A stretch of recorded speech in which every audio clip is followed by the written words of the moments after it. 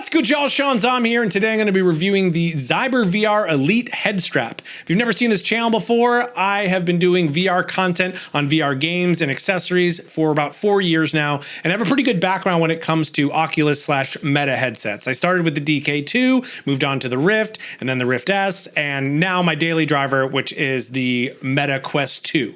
So if you're like me, the second you put on the Quest 2, you realize that the head strap was absolutely terrible. It's this kind of stretchy headbandy design with this terrible thing to loosen and tighten it that is very difficult to do, especially when it's on your head. And it just does a really bad job of holding the weight of the headset itself. So not too long after you start gaming, your neck starts to hurt from holding up that weight. So initially, my thoughts were, okay, well, cool, I can play this just for little bits of time until I get a new head strap. So that's where these Elite head straps come in. I've heard really bad things about the official Meta head strap. At least when they first came out, people were having to send them back because they were breaking after short periods of time, and it was just too much to deal with. So we're going to be talking about some other options, mainly this Zyber VR Elite head strap. So first, I'll just show it to you. Check this bad boy out.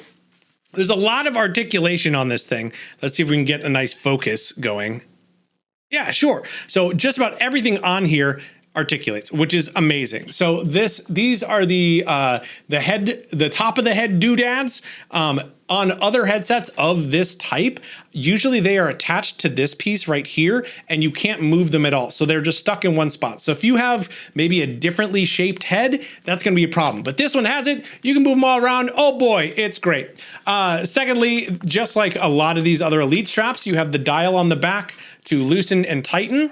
But this one does something different that I noticed that other ones do not have. So when I put it on, I put it all the way out like this and then put my head in there, and then you can actually push it in and then it'll lock in place. I mean, I still did a couple dials, you know, little tightening once it was against my head. But I noticed that on another headset that I have that is similar to this one, you couldn't just push it in. You had to just, so if it was all the way out, you had to turn it quite a lot to get it tightened in.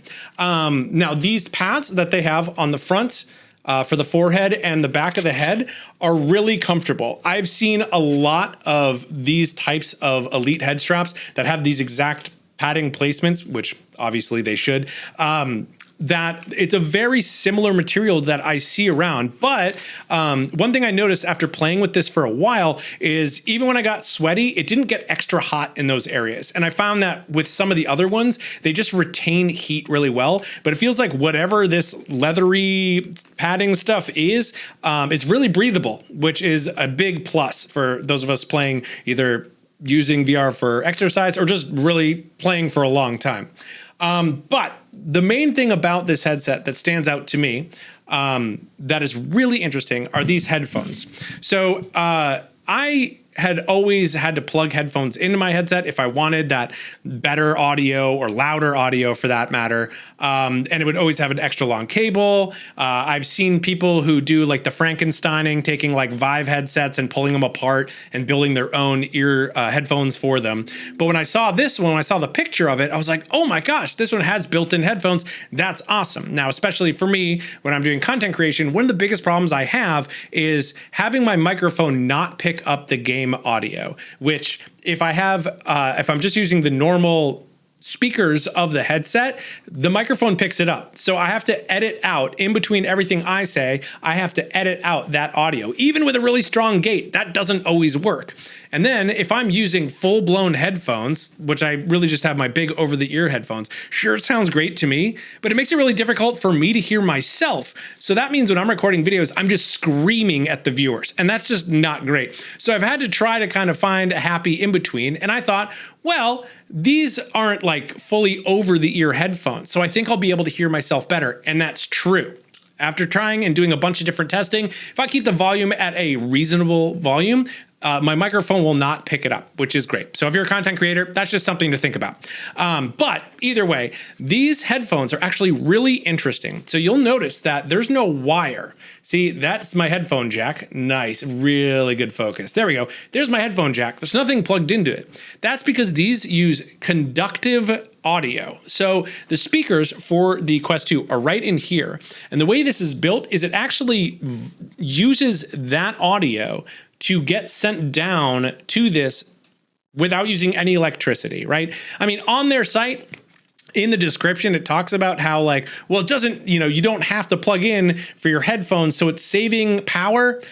I don't really know personally if that's like a selling point for me. I don't know that using headphones ever used up my power more than not, but kind of an interesting thing. But either way, I was shocked at how loud these things are. So like I had my audio up all the way when I put these on, pulled up Beat Saber, and I almost blew up my eardrums. It's crazy how loud they get. And the fidelity is really good. Now, I'll be honest with you. If you want the highest fidelity, you're going to want to use super high quality headphones plugged into this. That is just the bottom line. But I would say you have your audio that comes directly out of the speaker headphones that are on, or I'm sorry, not the headphones, the speakers that are on the headset, and it's fine, but it's not great by any means.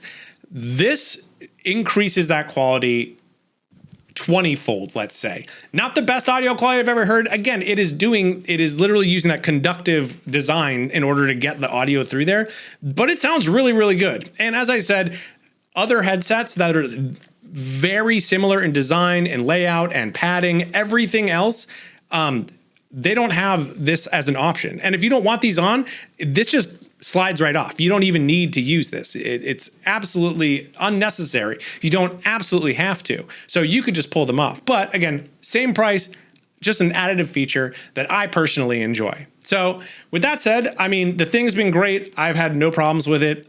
Obviously, it's that same stuff you can wipe your sweat off of. You can clean it off really easy. Putting it together was really easy. And price-wise, it's a very similar price to a lot of these other ones. It's actually pretty cheap. So I would say definitely worth checking it out. I really enjoy it, and I think I'm going to keep rocking it. So thanks again for watching. Leave a comment. Let me know what you think. Let me know what kind of Elite straps you've used and what you recommend. And links in the description if you want to check it out. All right, thanks again. You guys are all great. Later.